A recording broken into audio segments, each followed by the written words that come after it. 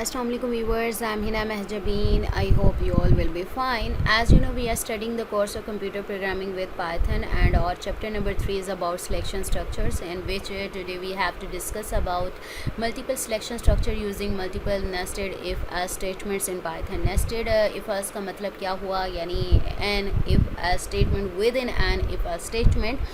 But today's lecture start करने से पहले अगर आप मेरे चैनल पर न्यू हैं दैन प्लीज़ मेरे चैनल को सब्सक्राइब कर दें और बेल आइकन को क्लिक करना मत भूलेगा, ताकि upcoming lectures, different assignments, quizzes and papers के नोटिफिकेशंस आप तक पहुंच जाएं। लाइक भी कीजिएगा, शेयर भी कीजिएगा। ओके जी, let's start from today's lecture that is about multiple nested if else statements. आप इसको यूज़ कर सकते हो, यानी multiple appropriately by using multiple conditions else part में। यानी आप इसका अगर जनरल फॉर्मेट या सिंटैक्स देखें तो इफ़ कंडीशन सेम उसी वे में जैसे आप राइट करते हैं, जस्ट आप क्या है एल्स पार्ट में और कंडीशंस ऐड करते हो।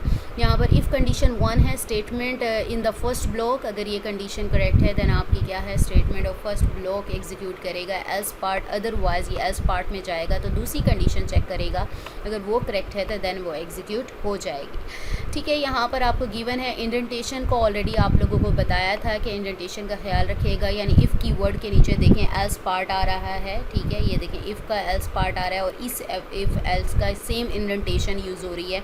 यहाँ पर देखें if else same indentation use हो रही है, जितनी कंडीशंस हैं उनकी सेम इंडेंटेशन अप्लाई हो रही है, सेम लेवल ऑफ। अब यहाँ पर स्टेटमेंट्स को आप लोग देखते जाएँ, जितने स्टेटमेंट्स राइट करेंगे तो उसी वे में ही इसको अप्लाई किया जाएगा। यानी आप मल्टीपल स्टेटमेंट यानी बहुत सारी स्टेटमेंट नेस्टेड वे में इसको अप्लाई कर सकते हैं। स्टेटमेंट से यहाँ पर मैं ऑलरेडी आप लोगों को बताती हूँ, पहले भी बता चुकी हूँ, येलो लाइन कर देती हूँ ताकि आपको इंडेंटेशन का पता चल जाए।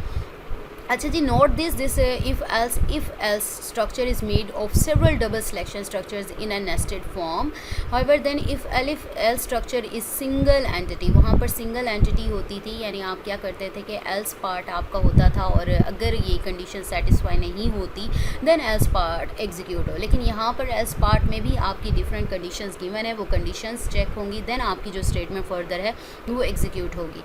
इसके लिए आपको क्या करना होता है, जो ऑर्डर आपके पास है आप जितना चाहें एफएल्स नेस्टेड आप जितने लेवल तक चाहें इन स्टेटमेंट्स को बना सकते हैं, लेकिन इसके लिए अप्रोप्रिएट नेस्टिंग क्वाइट इंपॉर्टेंट होती है। क्यों इंपॉर्टेंट होती है? क्योंकि आपने अगर ठीक राइटिंग इंडेंटेशन की भी प्रॉब्लम होती है, समटाइम्स आपके पास एरर आता है और समटाइम्स इस तरह से इंटेंड करते हैं कि लॉजिकल एरर आ जाता है। अब लॉजिकल एरर क्या है कि यानी आपके रिजल्ट तो आ जाता है लेकिन रिक्वायर्ड रिजल्ट नहीं आता।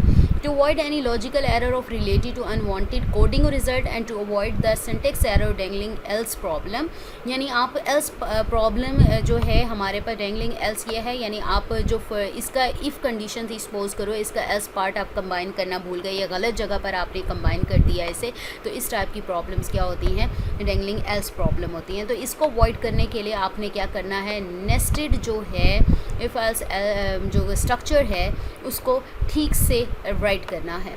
तो ये हमारा था, फर्दर हम इसको पढ़ेंगे। आज के लिए हमारा इतना लेक्चर था। सो मुझे अपनी दुआ में याद रखिएगा, अपना ख्याल रखिएगा। टेक केयर, अल्लाह हाफिज़।